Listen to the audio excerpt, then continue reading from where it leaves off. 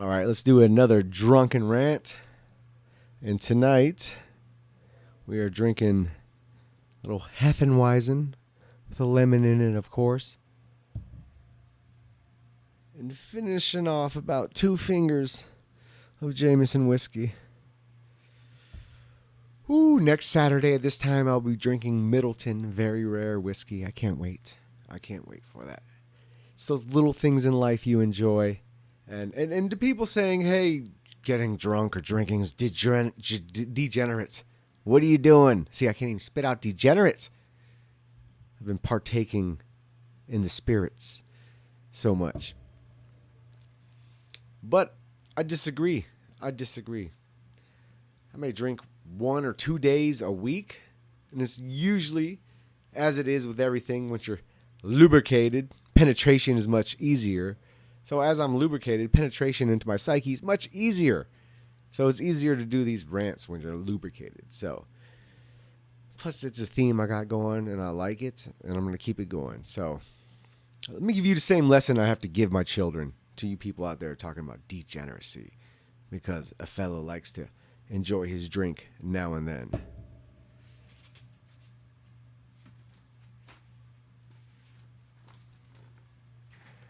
Same things I have to tell my kids. Ethics is found in the mean. We look at Aristotle's model and we see it's in the mean.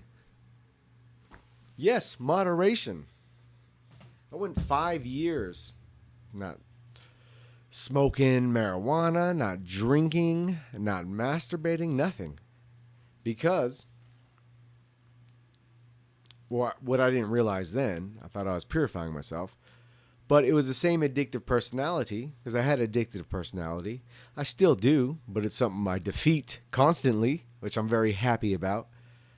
But is that abstinence from everything was that same weakness of addicted personality, just the photo negative of it. Because it was admitting I was too weak to moderate my pleasure, moderate my habits. And when I truly started making breakthroughs on myself, I learned to moderate, and I forced myself to moderate. So, enough of your it's degenerate to drink culture, thug. Virtues in the mean, my friends. Moderate yourself, and that's the ultimate control. Most people can either become junkies or become completely abstinents. But people that control themselves can moderate it. Can control that desire. So anyways, with that said, I wanted to make this video, and it's something I wanted to do for a while. It's kind of a full disclosure on incarceration, because it is a question I get here and there, and I had mentioned a while ago in one of my rant videos that I had read Mein Kampf when I was in county jail waiting a sentence. So people that saw that video would typically ask, hey, what were you incarcerated for? So let me give a little full disclosure just so I can send people to this little drunken rant whenever they ask that question and say, here's your full disclosure, my friend. Here is who I am and what I've done and where I am. So first, from the age of 13 to 14, I did about 10 months in juvenile hall. That was for carrying a pistol. And I got caught up in, I grew up in the late 80s, early 90s. The gangster culture took off there in that era. So I got caught up in that lifestyle, being something I wasn't. And for that reason, especially not, fitting in with a lot of people, because I was a white suburban kid, you had to go, the extra distance to prove yourself, right? That was a mentality you had to have. At least I felt I had to have. So 13 to 14, I ended up doing 10 months because I was carrying a pistol, and someone had driven by saying some shit, and I lifted my shirt showing the pistol. He called the cops, and they got me for the pistol. So 10 months for that. Juvenile shit. Then, when I was 15, I got certified as an adult and sent to adult prison at the age of 15. But that was before So I'd gotten out of juvenile hall. I made it about 6 months at the time. I was a wild kid, had a bunch of wanderlust, wanted to battle, wanted to get it on. Didn't have an outlet for it. Or the outlet I chose was violent, picking a side and going into violence. So about 6 months out, me and some friends get arrested for shooting into someone's house. Someone was testifying against someone else who was in our group, so we went and shot up their house. We get caught. They send us to, I'm 15 at the time, and all of us in the car are juveniles. We go to juvenile hall. They certify us as adults. You go to court in the county jail as an adult, and we got dismissed back to juvenile through the lawyer. So they release us. Once we got released, we did like 2 weeks in the adult county jail. Me and 3 other friends or accomplices. And so we get out, and then, woo, what a fuck up I was. 2 weeks later, or maybe a month later, I don't know, it's hazy, I get arrested again for another shooting. I didn't learn. Me and a friend were driving, and we saw these other kids who had, and I believe this is the story. It's so foggy now, I don't even know. I didn't even need a reason like this to do shit, because it was just that mind. I don't know, at that age and feeling, carrying guns and getting into violence all the time, it's like you have no concept of ramifications of anything. All you know is that fucking moment. So this reason might not even be legit. I don't even remember anymore, but this was the reason I thought it was. Like I said, I really didn't even need the reason, just not to like the person. These people had chased my younger brother because they knew he was my younger brother at this water park with a baseball bat. And so seeing these people, as me and my friend are driving, and they end up driving next to us, I had a .22 pistol on me, and I reached across my friend and started shooting at the car. Now the bullets didn't hit the window, didn't hit the car doors, passenger car doors, and thankfully they didn't even penetrate the car doors. It was a .22 fucking pistol. Anyways, boom, they swerve off, boom, call the cops. And I end up getting certified as an adult on that one, and this time not getting dismissed back to juvenile, because they're like, yeah, there's some fucking problems with you. This is your second shooting you're arrested on in a fucking month, and you think we're going to put you back in the juvenile course?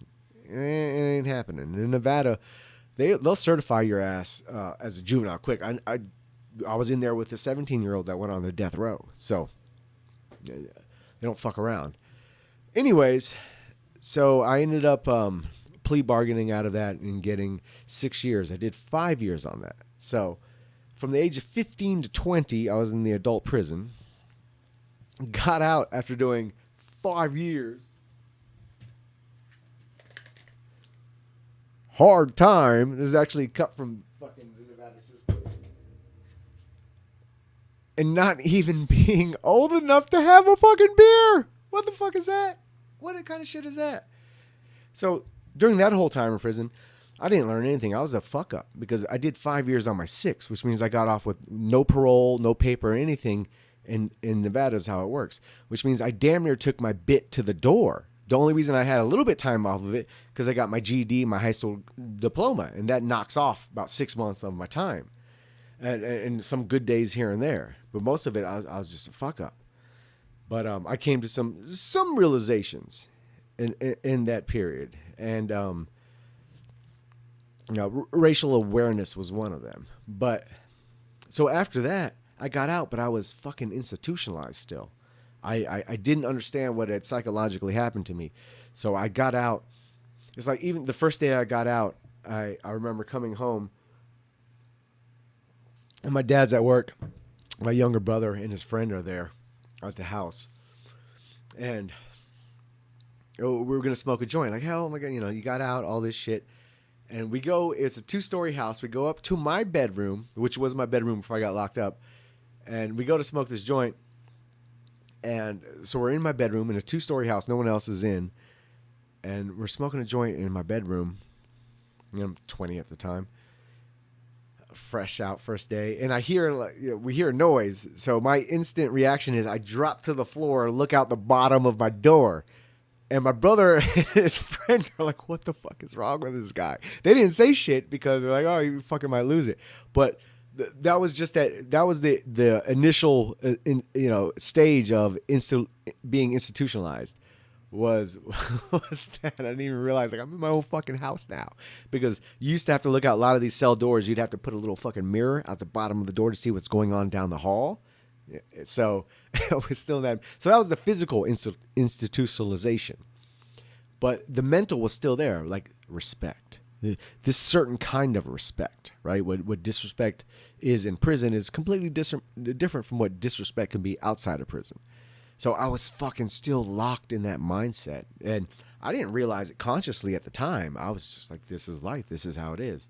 So, I was still kind of fucked in the head that way, and kind of still institutionalized. I ended up not doing much with the time I was out there in Las Vegas. So I felt I needed a change of scenery. So I packed up and moved. I went to Michigan, where I was born, to go be with some family, get into roofing business with my uncle. And while I was in prison in Nevada, before I got out, I had learned I had a sister, a half sister. And I had not known that. I didn't even know my father had a previous marriage until I was in prison. So and she had lived in Maryland. So when I was in Michigan, well, when I'd found that out and I went to Michigan, part of the plan was I'm going to shoot down to Maryland and go meet my half sister. So I do that, boom, shoot down. And, it is what it is. She was left by her father, my father. She had 3 kids, 3 baby daddies. And that was what it was. But so while I was down there in Maryland, the plan was, boom, visit for a couple days in Maryland, shoot back up to Michigan, and get into the roofing business with my uncle and fucking live out in Michigan, and life will be better. But when I ran from in Vegas was all up here. I didn't realize it there. Like they say, you can't run from your problems. I didn't quite comprehend that yet. So all the shit I was getting into in Vegas and feeling like, oh, I need a new start. I'll never be able to do anything here. All here. So I couldn't escape it. It followed me. So while I was in Maryland, I'm 21 now. We go out to a bar. First, my car had broken down when I visited my sister. So I had to get a job with a work agency, a temp agency. And, they pay you shit. They take 30% of the money you make, if I remember correctly. And so I had to work a couple days to build up enough money, get the car fixed, to go back up to Michigan. So I stood there a couple extra days. During one of those extra days, we go to a bar. We all go together. And long story short, because I had to take this to court, so I got to be a little fuzzy here. But I end up getting attacked by a guy as I'm going out to my car after the bar. And we had gotten into a little argument inside the bar. And as I was going to my car, he attacked me. And I had a 3-inch pocket knife on me. And he ended up getting hit in the stomach and the neck. And he died. And I'll never forget the moment when he got hit in the neck, because like time stood still. And there was a connection of our eyes. And I saw the fear in his fucking eyes. Because at that moment, it was like an outer body experience. We both realized he was leaving. And I saw the terror in his fucking eyes as he realized that. And then I said something to him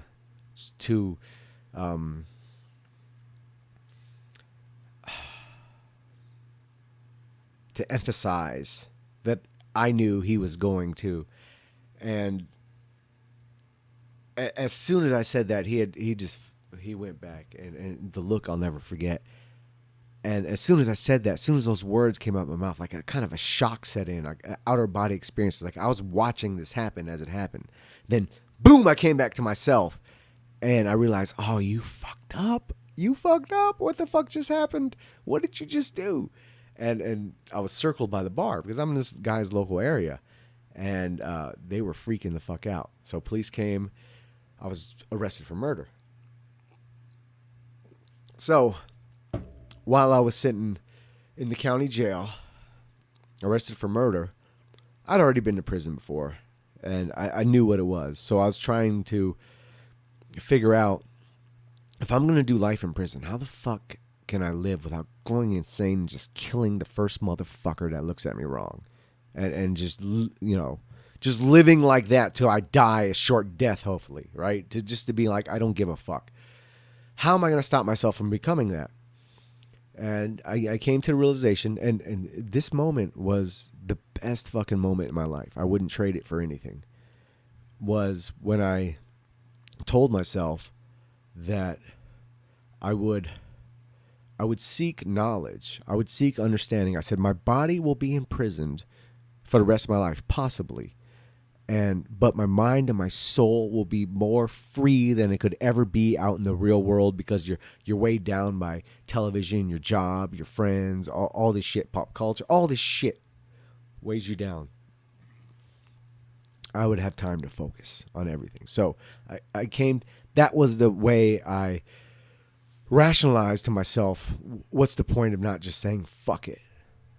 And with that, I got into digging into all kinds of shit and learning, feeding my brain, feeding my soul. And law books were one of them.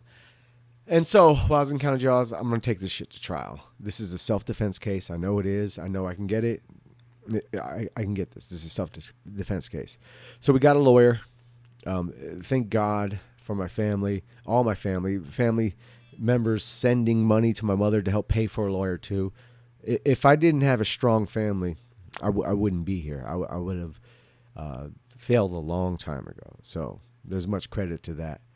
But we got a lawyer, a paid lawyer, and the first deal they came at us with was 30 years, second-degree murder, 30 years. First it was life, which is scary in itself. But then they came with 30 years, right before trial. They came with 30 years, second-degree murder.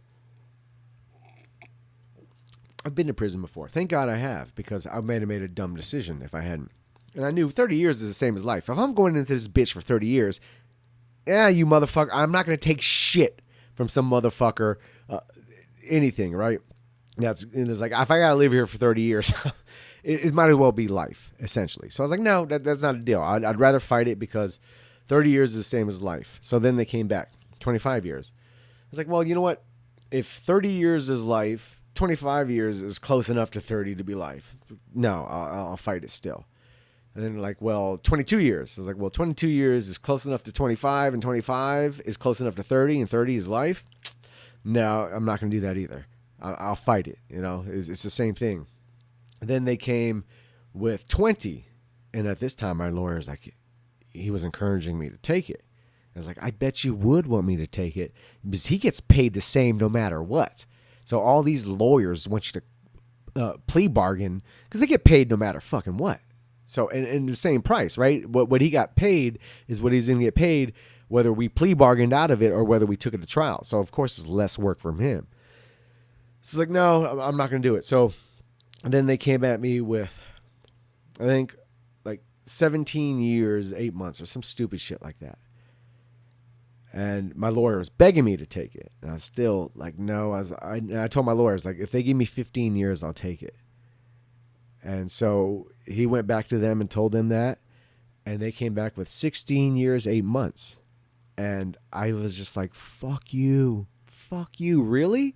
It's like, you're going to be that petty to where you want to add a year, 8 months just to not give in to me or not, meet me there. It's like, no, we're taking the trial. Lawyer, time to earn your money, motherfucker. So we go there, and he did semi-good here and there. But then he begged me not to take the stand. I was like, well, you're fucking crazy. I'm taking a stand. I know if I'm sitting on a jury and a motherfucker's accused of murder and he's not even take the fucking stand to defend himself or speak for himself, that he's like innocent or something. Like, that looks super guilty to me, right? So I know the jury would look at it like that. So I'm taking a fucking stand. And he's thinking, this DA is going to eat you up, because they couldn't bring up how court worked. You couldn't bring up my previous criminal record unless I opened the door and I spoke about my character. So if I would have spoke about my character, hey, I'm an honest guy, I'm a good guy, or said some shit like that on the stand, he can bring up my prior criminal record. if I opened that door. And my lawyer was afraid that the DA would get me to walk into that and open that door so he can bring up, because the jury didn't know. As far as they knew how the trial was going, this guy was a barroom brawler. Here's this young college-age kid, clean cut, everything, and, getting attacked by this guy and just defending himself.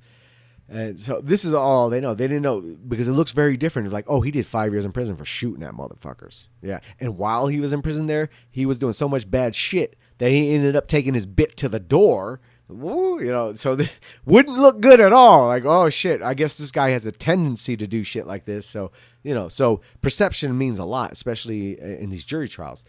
So he was like, no. I was like, no. Yeah. We're doing this shit. And I remember, I was sitting in the holding cell getting ready to get on stage, and I was just walking back and forth in the cell, pacing, getting ready, because I knew it was a mental battle coming up. And I'm a 21-year-old fucking kid at this time, and I knew it was a mental battle coming up against a seasoned DA. And I repeated the words from this Pantera song over and over again in my head. A new level of confidence and power, such power. A new level of confidence and power. And I just over and over again, repeating that, pacing in the cell, thinking, don't let him trick you. Don't let you walk into this. Get on the stand, and I fucking kill it. I kill it. I tell you, I kill it. I was performing at my highest peak on that stand, and it came off great to this, my lawyer, wrong twice already. Take this deal. No. Don't get on the stand. No.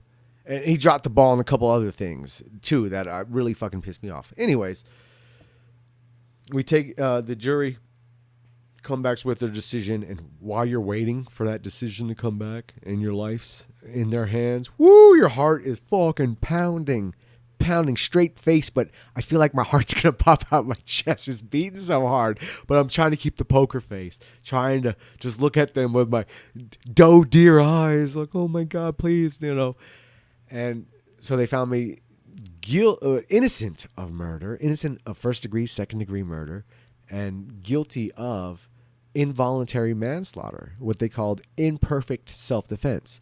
They said, you defended yourself, yes, but you used too much force in defending yourself. So this was what I was going to get penalized for. And then I ended up getting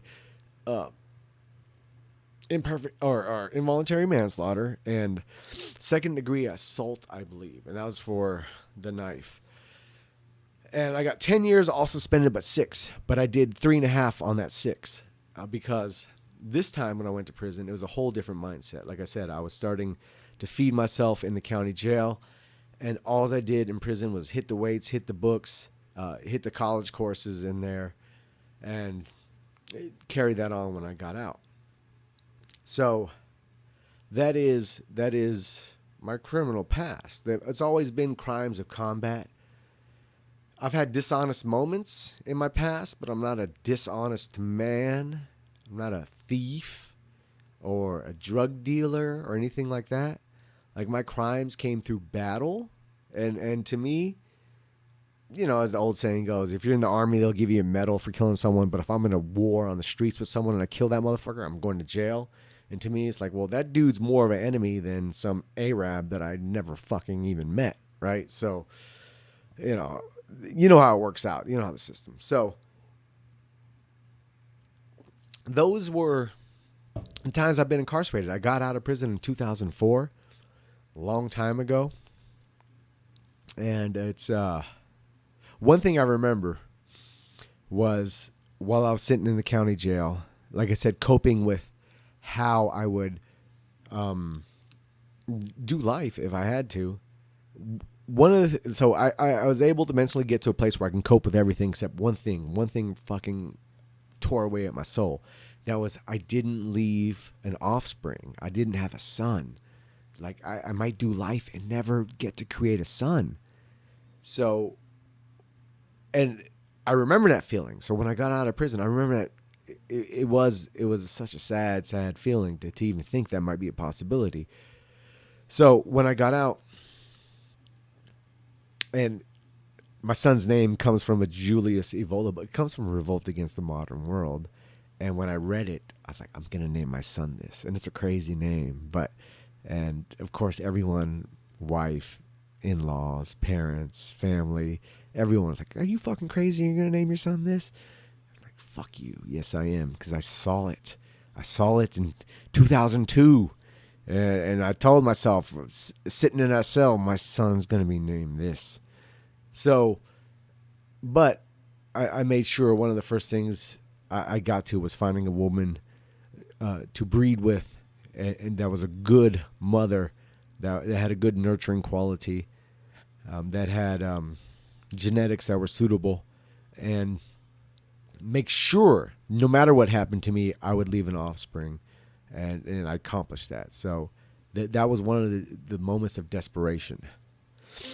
So yeah, there it is. Full disclosure. And all this shit comes from there too. All in there, right? It's funny. I was out at a restaurant. We had a little family dinner tonight. I was out at a restaurant, and this waiter, it might as well be, right? But this waiter was like, "Oh, dude, I love your tattoo. Oh, it's cool. I'm going to get tattoos." But like, this is all fucking prison. No one loves this shit. Swords, Grim Reapers, Vikings ripping across chains, and Bibles and constitutions and American flags being ripped apart, and all this shit all over my arm. Like, there's nothing fucking... there's nothing cool about that. I found that funny, but it's... I don't know what the point of bringing that up was. I just found that funny today. But outside of that, that's my past, man. That was my past. Something that I had to learn was controlling, and it still exists, right? We have this fuck it button, and some people don't even have it. I've seen people that just take so much abuse that it's pathetic. It's pathetic. I've seen a lot of that. But there's this fuck it button on us all, right? And mine used to be pretty big. And it's when someone pushes it, fuck it goes across your brain. And that's a dangerous thing because you don't think about anything else. Fuck it. This person, whatever. We're going. One of us walks away. And I was able to shrink that through age and learning, but it still exists. It exists in us all, I would imagine. It's just if it can get pushed. So I've grown in that sense to control yourself when in heated situations. But anyways, so that's that. Lastly, I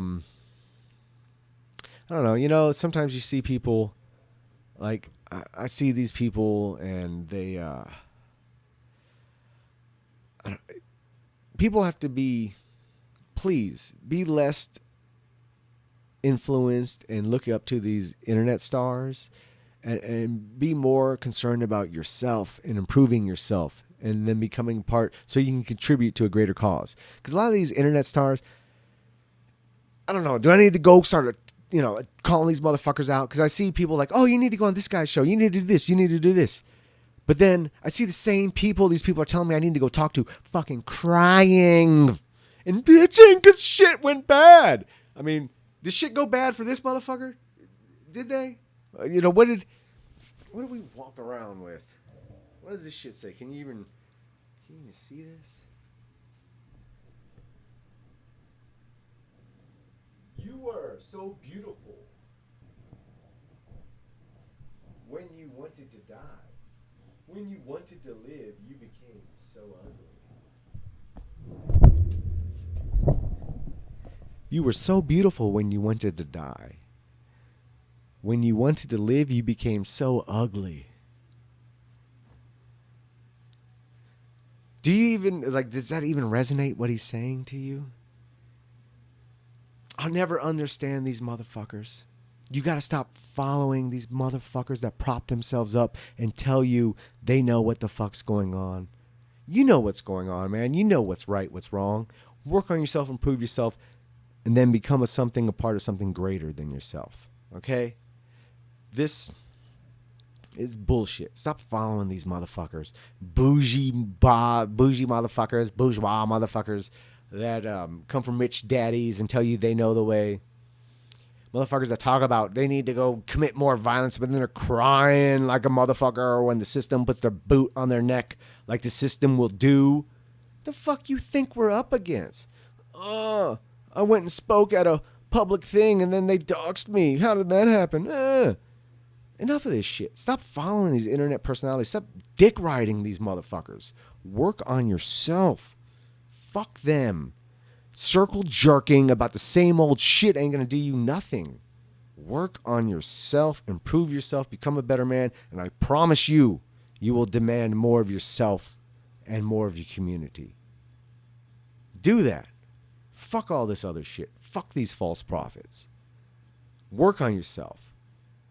You will see when the time is right. You will know when the time is right. You will know when something is worth joining if you build yourself to be a man of character and quality. If you do that, you will know, and you won't be duped by this bullshit. This shit ain't a game. It ain't LARPing. Do you understand? If you really want to change anything, you got to be fucking serious about it. It's not a popularity contest. It's not a contest of who can talk the best, of who can give you your catch lines the best, or who can shit on the other race the best. No. We're up against an imperial power, international fucking finance. You have to be serious about it. You have to be a serious man to change anything. Because if you're not, you're truthfully just another serf of the system. You could say whatever you want. Endless fucking blah, blah, blahs. Endless fucking, oh yeah. Gas 6 million Jews. I got a fucking minimum wage job. Hide behind a frog. I'm going to type some stupid shit. Get the fuck real already. The hell are these people even asking for? You're no better than the fucking people you hate. No better. So, man up, take control of your life, demand more of yourself, and you'll demand more of your country. Do that. Enough of following these people. How many times do these people have to fucking fail in front of your eyes for you to realize you're not going to find it through this bullshit? You're not going to find it through self-promoters and advertisers. You'll know when something's real if you become real yourself. That's how I see it, at least. So there it is. Full disclosure. Fucking, that's my life, my criminal past, going through those situations. I don't know. Prison stories we can do at another time. There's plenty of those over the past 10 years. You can bet your ass that. So, which is another thing I kind of take a little offense to. When I hear these little white nationalist bitches hiding behind false avatars talking about, oh, he's a cuck because he's a civic nationalist. Motherfucker, I fought more of the motherfuckers that you people talk shit about online and hide from than you can imagine. So I don't. I'm just explaining who I am and why I am, and not any of this. I'm not trying to appease anybody. What I say is what I really fucking believe. So if you don't reach that conclusion yourself, if you're not pragmatic enough to see steps that need to be taken, I don't know. Go pick up the Prince, motherfucker. Start learning how to get shit done. Cheers.